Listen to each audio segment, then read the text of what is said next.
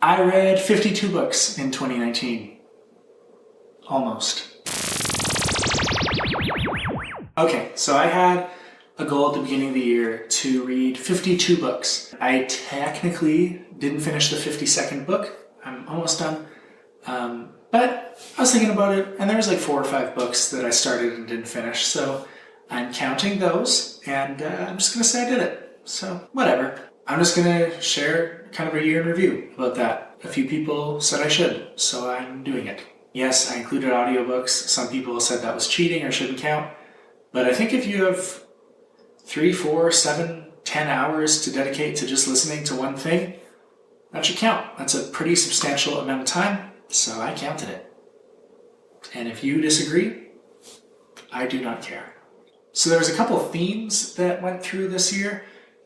First was just like generational study books. So that included Kids These Days, Coddling of the American Mind, The Death of Expertise, Growing Young. I don't know why I ended up reading that many books that were all in the same subject matter, but I did, and I liked them.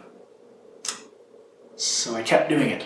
And the other theme was like technology and spiritual formation, which are technically 2 different themes, but I read both with that lens in mind. I have a couple honorary mentions that I want to make. The first was The Good Neighbor by Maxwell King. That is a memoir on Fred Rogers. And this book was just so good. What a cool guy. He really just was an inspirational person. The other one was Educated by Tara Westover. It was a tougher read than I thought it would be, just in that it's a hard story to go through, but inspirational, so well written. It was really good. The other one was I Must Say by Martin Short. This is his autobiography, and I audiobooked that one, and it's read by Martin Short, which was so fun because he does characters and impressions, and it's like just sitting down with him for however many hours that was, and just hearing about his life. I really enjoyed that one. And if you're a fan of comedy, especially Canadians in comedy, this was a great listen. The other honorable mention, which I actually do have, was Talking to Strangers by Malcolm Gladwell. He has been my favorite author for a long time. It's not my favorite book of his, that's probably still Outliers, but super good. Just didn't crack the top 5, but I wanted to mention it anyways because I always am here for more press from Malcolm. And the other honorable mention, Simply Spirit-Filled by Dr. Andrew Gabriel, who I have a class with 2 weeks from now, and this is actually one of the textbooks, but it was cool, super conversational. If you're interested in issues about the Holy Spirit, I recommend this book. I also read Inventing the Flat Earth. It's actually about the historical flat earth and the fact that around Christopher Columbus and that time, there's no evidence to suggest that people thought he was going to fall off the face of the earth. That's basically a myth that was created in the late 19th and early 20th century by phony historians. Really interesting, super academic, hard to read, but interesting nonetheless. The 3 worst books I read were The Alchemist by Paulo Coelho. I don't know. It seemed interesting, but then you realize it's just all these like over-the-top metaphors of like personal destiny and your legend, whatever, and it was nonsense. I did not like it, and then the payoff at the end was so not worth it. Also, the only fiction book I read, which was kind of funny, not by design by any means, but just what happened. I don't know. I have nothing against fiction. I have read a lot of it in my life. At this point, I'm just reading nonfiction, and that's fine. Also, The E-Myth Revisited by Michael Gerber. Technically, this is a good book. There's good content in it, but he has this fable that runs alongside the actual content. So you basically just read everything twice, and then you read the fable, and you're like, okay, I get it, and then you actually have to just listen to him talk about it like a lecture. Just boring. I don't know. And then Be Our Guest by Disney Institute. Probably the least entertaining thing that Disney has ever produced. It's about customer service and how they do it in their parks. I thought there would be interesting principles and that it would be well written, but it was neither. And that brings me to the top 5 books of the year. These are in no particular order, but the first one I wanted to talk about was The Compound Effect by Darren Hardy. It's basically just about habits and doing things every day in order to have a greater result.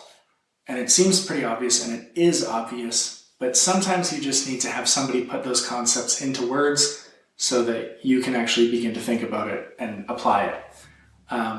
So whether it's saving $50 every paycheck, or working out just a little more, or going for a walk, or talking to somebody on a weekly basis, whatever it is, those things build up, and it might seem insignificant at the time, but as you get a year or 5 years or 10 years removed, you're actually going to see the fruit of all your labor, and it's going to build up to a much greater result, making you a better person. The other one was Solitude by Michael Harris, and this was kind of in the technology and spiritual formation realm. This book was just beautifully written, as he talks about the ideas of being alone and being still and by yourself and allowing yourself to actually think. And then he looks at that through the lens of like technology and the hurried pace of our society and how we work and all that. And it's just a collection of essays, but they're all beautifully written. I had a hard time putting it down.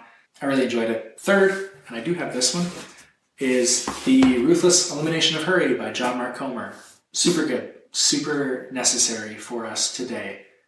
I was pretty familiar with a lot of the ideas in this book already, as I have listened to and read a lot of what John Mark Comer has written about this topic, but this was a great book that I will be coming to again. And especially as he gets into the 4 spiritual practices to eliminate hurry, just so rich. Yeah, this is a super valuable, necessary book. If you'd like to borrow it, let me know. I would love to lend it to you. Fourth was The New Copernicans by Dr. John Seal, I think. This one was about millennials and Gen Z and how this new generation of people has a different frame of the way they think. So it's moved from left brain to right brain thinking, where older generations tend to view authority as authoritative, and they tend to take truth for what it is.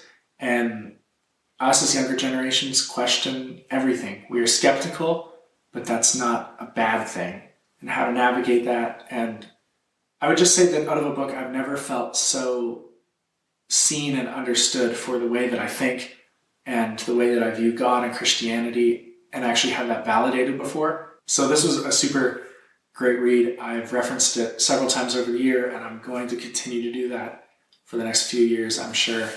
And I'm going to be reading it again in 2020. And the last of my top 5 was Irresistible by Adam Alter.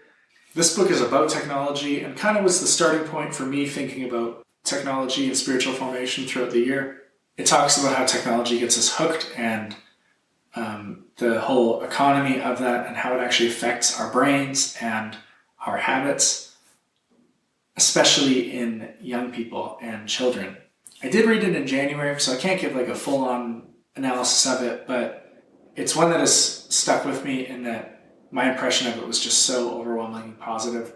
It was such an interesting read. I read it very quickly because it just had me hooked, which is ironic considering the subject matter. Yeah, I really enjoyed it. It was one of the best books I read and spurred a lot of thinking over the course of the year. So that's my year in review. I read 52 books, kind of, and I've enjoyed all the conversations I've had over the year on Instagram and wherever in person. Thank you. I look forward to more of those conversations. I don't have a book goal for 2020. I'm pretty sure I'm going to read a lot, because as you read books, you find more books that you want to read, and it becomes a never-ending cycle of never being able to get enough. So yeah, I look forward to more conversations. If you had great books that you read in 2019, I would love to hear about them. Leave a comment.